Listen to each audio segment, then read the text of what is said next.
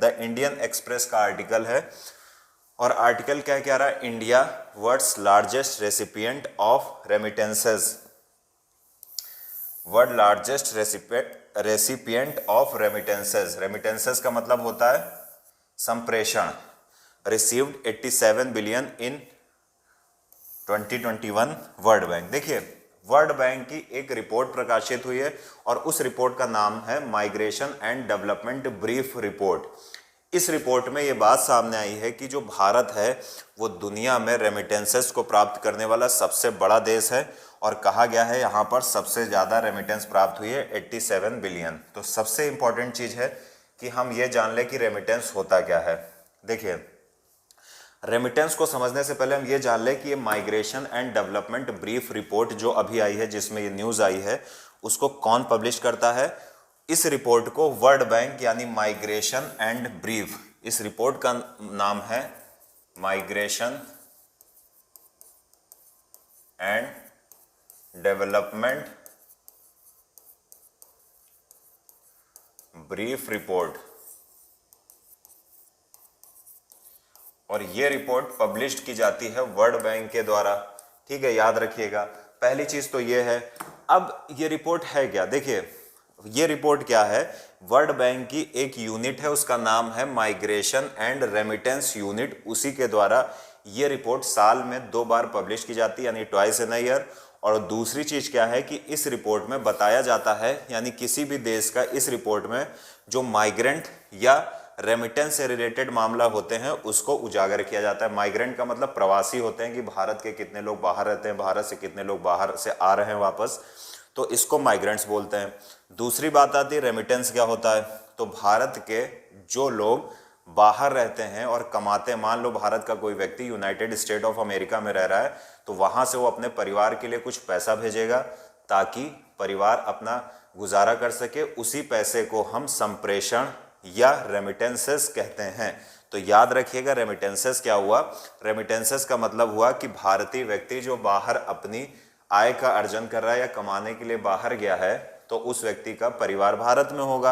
अब वो व्यक्ति जहां पर भी है, चाहे वो सऊदी अरब में हो या यूएई में हो या यूनाइटेड स्टेट ऑफ अमेरिका में हो या ब्रिटेन में हो, वो अपने परिवार के भरण पोषण के लिए कुछ पैसा भेजेगा और उसी पैसे को हम क्या कहते हैं, संप्रेषण या रेमिटेंसेस कहते हैं।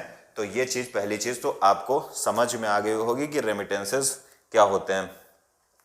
दूसरी चीज ये है कि रेमिटेंसेस का किसी देश की इकोनॉमी में फायदा क्या होता है। देखिए रेमिटेंसेस का सबसे बड़ा फायदा यह है कि रेमिटेंसेस जब कोई भेजता है, बाहर के लोग जो भारत में रह रहे हैं, जब वो मतलब भारत के लोग जो बाहर रह रहे हैं वो जब वहां से पैसा भेजते हैं अपने परिवार के लिए, तो परिवार की आय में वृद्धि होती है। फिर देश के अंदर इकोनॉमिक एक्टिविटीज बढ़ती हैं, या जिस परिवार के पास पैसा आता है उसकी डिमांड बढ़ेगी, डिमांड बढ़ेगी तो मार्केट में डिमांड बढ़ेगी, मार्केट में डिमांड बढ़ेगी तो प्रोडक्शन अधिक होगा, प्रोडक्शन अधिक होगा तो इकोनॉमिक ग्रोथ रेट बढ़ेगी, अधिक लोगों को रोजगार मिलेगा। तो अर्थव्यवस्था में बहुत ज़्यादा फायदे होते हैं इस रेमिटेंसेस के लिए।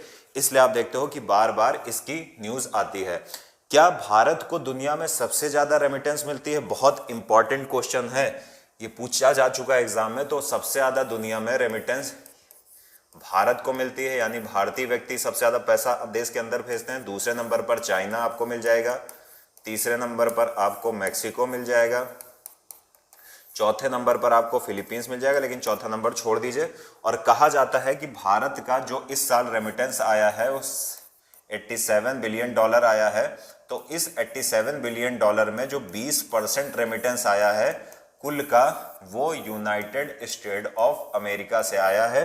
तो यहां पर 2 क्वेश्चन बनते हैं कि किस देश में सबसे ज्यादा, ये 3 क्रम याद रखें, इंडिया, चाइना और मैक्सिको, सबसे ज्यादा जो रेमिटेंस प्राप्त होता है वो इन्हीं देशों को प्राप्त होता है। दूसरी सबसे बड़ी खबर कि भारत को जो रेमिटेंस प्राप्त होता है उसमें सबसे ज्यादा किस देश से प्राप्त होता है, तो यूनाइटेड स्टेट ऑफ अमेरिका से प्राप्त होता है।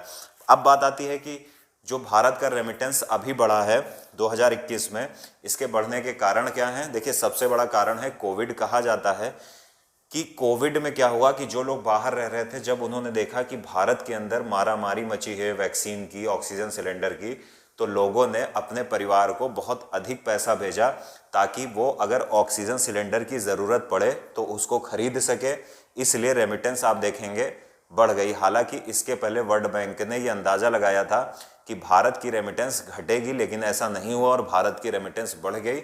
और कहा जा रहा है जब अगली रिपोर्ट आएगी अगले साल तक ये रेमिटेंस और ज़्यादा बढ़ेगी। तो उम्मीद है आप लोग इस न्यूज़ को समझ पाए होंगे। ये बहुत ही इंपॉर्टेंट न्यूज़ है इकोनॉमी से रिलेटेड, तो इसको समझना भी बहुत ज़रूरी है।